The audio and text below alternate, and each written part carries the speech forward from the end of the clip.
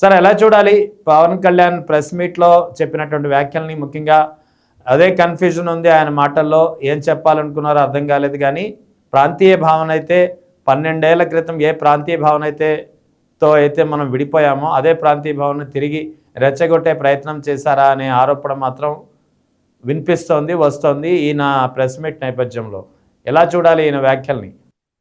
రెహమాన్ గారు, ఆయన వ్యాఖ్యలు ఒక అంశం. అంటే మీరు ఇంట్రడక్షన్ లో చెప్పినట్లు ఇది నవనిర్మాణ సభ అని పేరు ఉంటుంది, కానీ నాగేశ్వర్ గారితో ఏర్పడినటువంటి వివాదం, దాని అవును. చుట్టూ జరిగిన రాజకీయం, తర్వాత వారి భూమికి సంబంధించి చెరువు వాటి వివాదం, దీనికి అవును. ఆన్సర్ చేయడానికి ఆయన ఆయన వెళ్ళాడు. కానీ ఆ పేరుతో వెళ్తే బాగుండదు కాబట్టి తెలంగాణ నవనిర్మాణం, ఈరోజు తెలంగాణ రాష్ట్ర ఏర్పాటు జరిగిన రోజు కాబట్టి దాన్ని ఉపయోగించుకునే ప్రయత్నం ఒకటి చేశారు. కానీ అనవసర వివాదం అవుతుందని వాళ్ళు పర్మిషన్ లేదు, ప్రెస్ మీట్ పెట్టి చెప్పారు. యా, సభ పెడితే అంత ప్రచారం వస్తుంది, ఇది అంత ప్రచారం వచ్చింది, సినిమా స్టార్ కావడం అంతేనండి. ఒక పార్టీ కూడా వచ్చింది. అయితే వారు లేవనెత్తిన అంశాల్లో గందరగోళం ఉంది, అవకాశవాదం కూడా ఉంది. ఇప్పుడు ఉదాహరణకు తెలంగాణ ఏర్పాటు ప్రక్రియ నాకు నచ్చలేదు, కానీ తెలంగాణ ఏర్పాటుకు నాకు అభ్యంతరం లేదు అని మాట్లాడుతున్నారు. నా పాయింట్ ఏంటంటే తెలంగాణ ఏర్పాటు అభ్యంతరం లేదు, ఉంది, వారి ఇష్టం. సమైక్య రాష్ట్రంగా ఉండాలని కోరుకునే హక్కు ఉంది, విడిపోవాలని కోరుకునే హక్కు ఉంది, అది కాన్స్టిట్యూషన్ రైట్. ఏది మంచిది ఈ రాష్ట్రానికి అనే చర్చ తప్ప అదేం తప్పు కాదు. వారు ద్వంద్వ ప్రమాణాలు ఎక్కడ కనిపిస్తున్నాయంటే, వారు మొదట ఏమంటారు, నాకు ఏర్పాటుకు వ్యతిరేకం కాదు కానీ ఏర్పాటు జరిగిన తీరుకు వ్యతిరేకం అన్నారు. మరి ఇప్పుడు ఏం డిమాండ్ చేస్తున్నారు మీలాంటి జర్నలిస్టులు? విగ్రహాల గురించి ప్రస్తావిస్తే బూరుగుల రామకృష్ణారావు గారి విగ్రహం పెట్టాలంటాడు. అవును. బూరుగుల రామకృష్ణారావు గారు దేనికి చిహ్నం? ఆంధ్ర రాష్ట్రం తెలంగాణ కలిపి ఆంధ్రప్రదేశ్ ఏర్పాటు చేయడానికి ఆయన చిహ్నం, అంతే కదా? అసెంబ్లీలో అవును. ఆయన ముఖ్య. అంటే మీరు సమైక్యాంధ్రం కోరుకుంటున్నారా, లేదా మీరు అవును. ఎన్డీఏతో ఏమైనా కలిపారు?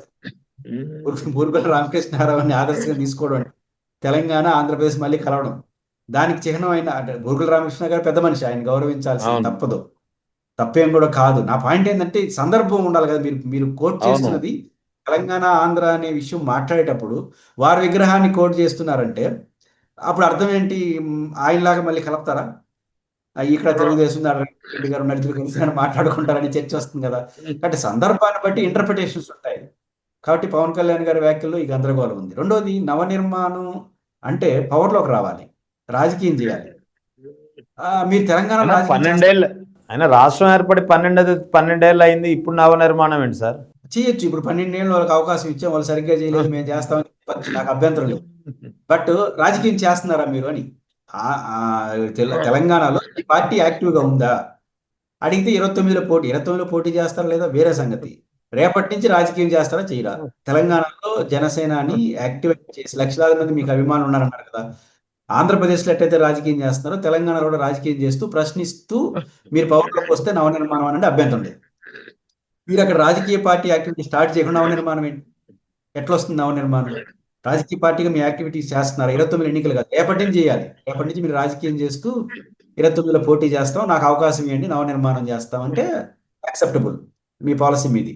కానీ ఏం చెప్పండి, నవనిర్మాణం వరకే పరిమితం అయినారు. ఇంకో మాట, నేను రాజకీయాల్లో ఆంధ్రప్రదేశ్లో అధికారాన్ని కోరుకోని వ్యక్తి, అవకాశం ఉన్న చోట అధికారాన్ని కోరుకోని వ్యక్తి అవకాశం లేని తెలంగాణలో ఏం అధికారంకి వస్తాడు, ఏం నవనిర్మాణం చేస్తారు? కాబట్టి ఈరోజు నవనిర్మాణం పేరే తప్ప, కానీ మీ ప్రసంగం అంతా నాగేశ్వరరావు గారు లేవనెత్తిన అంశాలు, దాని చుట్టూ తిరుగుతున్న రాజకీయాలే కనిపిస్తున్నాయి. అని చెప్పడం కూడా చెప్పారు ఇవాళ ప్రెస్ మీట్లో. ఇదంతా ఈ గొడవంతా ఎందుకు వచ్చింది, ఒక విశ్లేషకుడు చేసిన వ్యాఖ్యల ద్వారా వచ్చిందని కూడా ఆయనే అన్నాడు. మళ్ళీ విశ్లేషకుడు చేసిన వ్యాఖ్యల వల్ల గొడవ రాలేదు. విశ్లేషకుడు చెప్పిన వ్యాఖ్య, ప్రొఫెసర్ నాగేశ్వర గారు చేసిన వ్యాఖ్యల కారణంగా సమస్య వచ్చింది, యా, చర్చ. నాగేశ్వర గారి ద్వారా చర్చ వచ్చింది, మీ ద్వారా రచ్చ అవుతుంది. చర్చకి రచ్చకి చాలా తేడా ఉంటుంది. అవును. నాగేశ్వర గారు చర్చ చేశారు, ఆ చర్చలో ఆయన చెప్పింది ఎవిడెన్స్ లేదని మీరు అన్నారు. నా పాయింట్ ఏంటంటే, రచ్చ ఎందుకైంది? నాగేశ్వర గారి ద్వారా చర్చ అయింది. అవును. మీరు రచ్చ ఎందుకు మారింది? నాగేశ్వర గారు లేవనెత్తిన అంశం, మాట్లాడిన విషయం కరెక్ట్ అని నేను అనట్లేదు. వారికి ఉపసంహరించుకున్న తర్వాత నేను ఎందుకు సమర్థిస్తా? అవును. బట్ పాయింట్ అంటే, మీరు కోరారు ఉపసంహరించుకోమని, ఆయన ఉపసంహరించుకున్నాడు.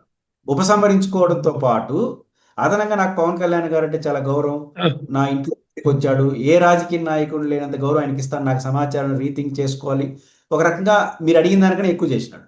అవును. పవన్ కళ్యాణ్ గారు దాన్ని ఆహ్వానించినాడు. మీరు కోరారు, ఆయన అంగీకరించాడు, మీరు ఆహ్వానించారు. ఇంక ముగిసిపోవాలి కదా, మళ్ళీ కేసులు, మళ్ళీ ఉపన్యాసాలు చేశారు. కాబట్టి రచ్చగా మారింది ఇప్పుడు. మీరు వారు విత్డ్రా చేసుకోవడం, మీరు అంగీకరించిన తర్వాత మళ్ళీ చర్చ పెట్టారు. ఇంకొక మాట కూడా అవును. చెప్పాలి, అసలు రచ్చంతా సోషల్ మీడియాలో తెలుగుదేశం అభిమానులు చేసినారు. అవును. సమస్యలు పవన్ కళ్యాణ్ గారు ఫ్యాన్స్ చేసిన దానికన్నా తెలుగుదేశాన్ని అభిమానించి ఎక్కువ చేశారు నాగేశ్వర గారిని. కానీ వాళ్ళ తరపున మీరు బొకలు తప్పించుకొని మాట్లాడేసినారు. కాబట్టి రచ్చగాడానికి కారణం మీరు.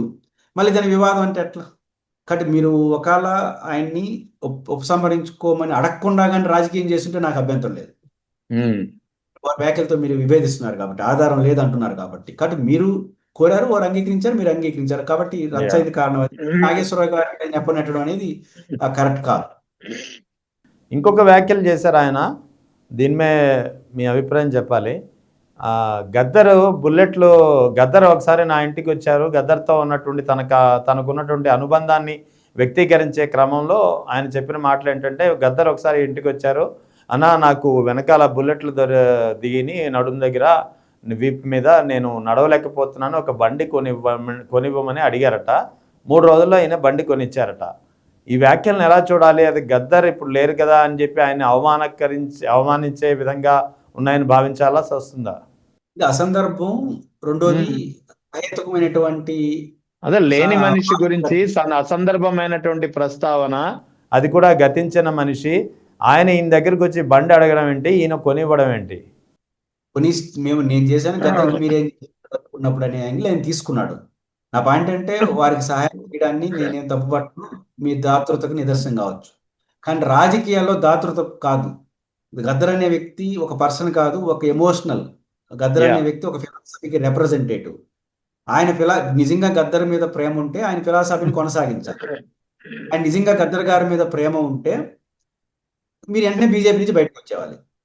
ఎందుకంటే దివంగతులైనటువంటి గద్దర్ గారు సోషలిస్ట్ భావాలు కలిగిన వ్యక్తి, ఒక రకంగా బీజేపీ భావజాలానికి వ్యతిరేకం. మరి గద్దర్ పట్ల ఉంటే ఆయన దివంగతులు ఆశయాలు కొనసాగించడం, మీరు బీజేపీ నుంచి బయటకు వచ్చి మీరు కూడా ఎర్ర జెండా పట్టుకోవడం, లేదా సిపిఎం మిత్రపక్షం చేసుకోవాలి. కాబట్టి గద్దర్ మీద ప్రేమ అంటే, కానీ గద్దర్ గారికి వ్యక్తిగతంగా చేసిన సాయాన్ని ఇప్పుడు చెప్పకూడదు, అది మంచిది కాదు. ఎందుకంటే మీరు ఒకరైనా చాలా మంది చేసి ఉండొచ్చు. ఇప్పుడు ఆయన ఇన్నేళ్ళు తెలంగాణలో విప్లవోద్యమాల్లో ఉన్న వ్యక్తి, ఆయన ఎవరు కాపాడుకున్నారు? సమాజమే కాపాడుకుంది. అవును, సమస్య కాదు. కాబట్టి ఆ సహాయాన్ని అంతా చెప్పలేం కదా. మీరు చేయడాన్ని తప్పట్టు, మంచిది ఆయన అడిగారు, మీరు చేశారు. ఇది ఇట్లాంటి విషయాలు బయటికి చెప్పుకోకూడదు. అవును, అది కూడా ఓపెన్ గా ప్రెస్ మీట్ లో చెప్పడం అంటే మరి టూ మచ్ కదా. అంటే గద్దర్ని మేము బాగా చూసుకున్నాను, మీకు బాగా చూసుకున్నారు, ఊరికి చెప్తాను. ఇప్పుడు రేవంత్ రెడ్డి గారు బ్రహ్మాండంగా ఆయన పేరుతో అవార్డులు ఇస్తున్నారు. గద్దర్ని చనిపోయిన తర్వాత చేయాల్సింది గుర్తుపెట్టేట్టుగా అవార్డులు ఇస్తున్నాడు కదా రేవంత్ రెడ్డి గారు. అవును, కాబట్టి ఆయన ఆశయాలు కొనసాగి గుర్తించాలి. మీరేం చేస్తారో చెప్పండి. మీరు అధికారంకి వస్తే ఇతర రాజకీయాలు చేస్తామని చెప్పగలరా? తెలంగాణ నవనిర్మాణం గద్దర్ లాగా చేస్తామని చెప్పగలరా? అదంటే బీజేపీ నుంచి బయటకు రావాలి. కాబట్టి గద్దర్ గారి ప్రస్తావన ఈ తరహాలో చేయడం అనేది సరైనది కాదు. ఇక ఆయన చేసినటువంటి వ్యాఖ్యలకు సంబంధించి ప్రధానంగా ప్రాంతీయ భావనను మళ్ళీ రెచ్చగొట్టే ప్రయత్నమే తప్ప మరొకటి కాదు. ఎందుకంటే ఆయన ఏం చెప్పాలనుకున్న విషయంలో ఎక్కడ స్పష్టత లేదు, ఎక్కడ ప్రారంభించారో తెలీదు, ఎక్కడ ఎండ్ చేశారో కూడా తెలీదు. కేవలం ప్రాంతీయ భావనను రెచ్చగొట్టే తరహాలోనే ఆయన వ్యాఖ్యలు సాగాయనేది ఒక విమర్శ వస్తుంది. అంటే ఆయన చేస్తున్నారు ప్రాంతీయ తత్వాన్ని రెచ్చగొట్టడం కన్నా, తెలంగాణలో నాగేశ్వర్ గారికి విస్తృతమైనటువంటి మద్దతు, రాజకీయ పార్టీలకు అతీతంగా ఆయనకి మద్దతు వచ్చింది.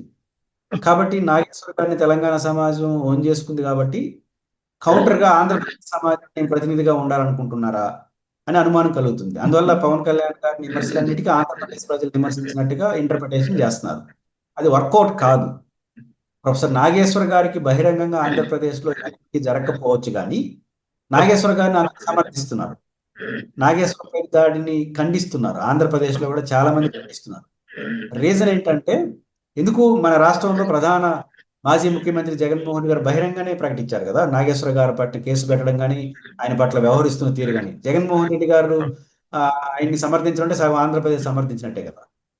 కాబట్టి చాలా మంది ఎందుకు సమర్థిస్తున్నారు? నాగేశ్వర్ గారు నేను ఇంతకుముందు ప్రస్తావించినట్టు మీరు చెప్పినట్టు ఉపసంహరించుకున్నాడు మీరు కోరిక మేరకు.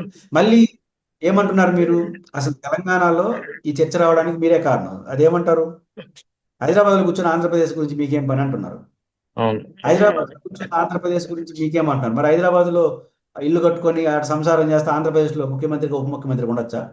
అవును. హైదరాబాద్ లో ఉంటూ ఆంధ్రప్రదేశ్ పరిపాలించవచ్చు కానీ హైదరాబాద్ లో ఉంటూ ఆంధ్రప్రదేశ్ రాజకీయాలు గురించి మాట్లాడకూడదు. ఉమ్. ఇట్లాంటి చర్చ వచ్చిన వాళ్ళు క్వశ్చన్ చేశారు. నేను అనొచ్చు మిమ్మల్ని, ముఖ్యమంత్రి గారు ఎందుకు హైదరాబాద్ లో ఉండాలి, ఉప ముఖ్యమంత్రి మీరు ఎందుకు హైదరాబాద్ లో ఉండాలి నేను అనొచ్చు, కానీ నేను అన్నో అన్నాడు. అంటే అంటారు కదా, ఇప్పుడు హైదరాబాద్ లో కూర్చొని ఆంధ్రప్రదేశ్ గురించి మాట్లాడొద్దని నాగేశ్వర గారిని అంటే మీరు ఎందుకు హైదరాబాద్ లో ఉండని అడగరా? కాబట్టి ఇక్కడ ప్రాంతీయ తత్వం ఎవరు తీసుకొస్తున్నారు? దీని ఫలితంగా ఆంధ్రప్రదేశ్లో ఎవరు రారు. ఎందుకు తెలంగాణలో నాగేశ్వర గారికి వచ్చిన సపోర్ట్ ఇక్కడ రాదు. మీకు ఎందుకు రాదంటే రాజకీయంగా మీకు రాంగ్ రూట్లో వెళ్తున్నారు కాబట్టి. యా. ఈ ఆ భావోద్వేగం వర్కౌట్ కాదు. మీరు అనుకుంటున్నారేమని అది వర్కౌట్ కాదు. పైపెచ్చు అనవసరంగా బీజేపీకి నష్టం చేస్తారా గ్రేటర్ హైదరాబాద్ లో? ఎందుకంటే ఈ భావన పెరిగింది అనుకో, రేపు గ్రేటర్ హైదరాబాద్ ఎన్నికల్లో అంటే పవన్ కళ్యాణ్ గారు ఇట్లా అంటున్నారంటే బీజేపీ వాళ్ళు మిత్రపక్షం కదా. ఇక్కడ పవన్ కళ్యాణ్ గారు ఒక సమస్య వచ్చింది, ఆ సమస్యను పరిష్కరించుకునే పద్ధతిలో మిస్ఫైర్ కావడం వల్ల మరిన్ని మిస్ఫైర్లు చేసుకునే కార్యక్రమాలే చేస్తున్నారు.